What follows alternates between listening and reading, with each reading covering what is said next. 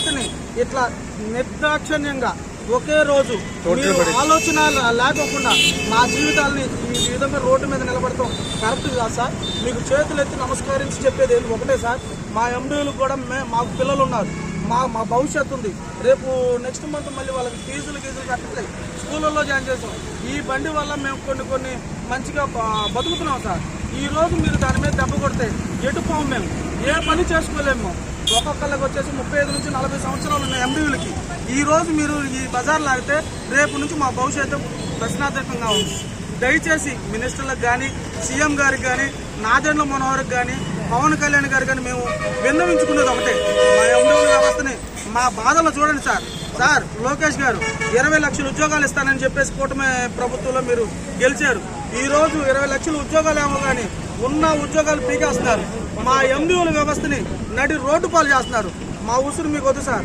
మొన్న కూటమి ప్రభుత్వం వచ్చిన తర్వాత వరదల కారణంలో 10 రోజులు మా గుంటూరు జిల్లా మొత్తం వెహికల్స్ అన్ని విజయవాడలోనే ఉన్నాయి. నీళ్లలో, మురికి నీళ్లలో నిద్రాహారాలు మానేసి, గుట్టు కూడా సరిగ్గా మాకు పడుకోవడానికి కూడా ప్లేస్ లేదు.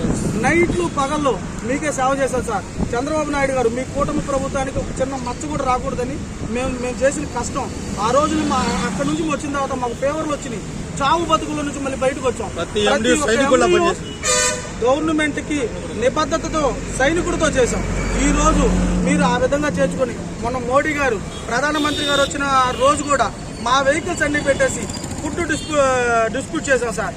మీ ప్రభుత్వాన్ని కూడా మేము చాలా చేసాం. మాకు 4.5 సంవత్సరాల క్రితం ఎస్సీ కార్పొరేషన్ ద్వారా బండి వచ్చింది. ఆ బండి ఇప్పుడు గవర్నమెంట్ అనేది ఏదో మాకు ఫ్రీగా ఇస్తున్నట్టు కథలు చెప్పుకుంటారు, ఆ పేపర్లో రాస్తారు. అది కరెక్ట్ కాదు. మాకు 4.5 సంవత్సరాలు వెహికల్ కూడా మాకు రిజిస్ట్రేషన్ మా పేరు మీద చేసుకున్నాం. కాకపోతే గవర్నమెంట్ కింద 6 సంవత్సరాలు అగ్రిమెంట్ చేసాం.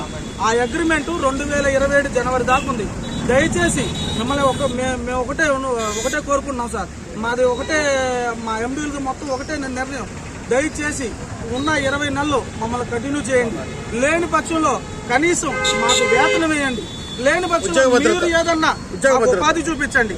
దయచేసి ఈ విధంగా వదిలేవద్దు సార్. మేము ఎప్పుడు కూడా జనాలకి మంచి చేసాం, ప్రభుత్వాలకి మంచి చేసాం.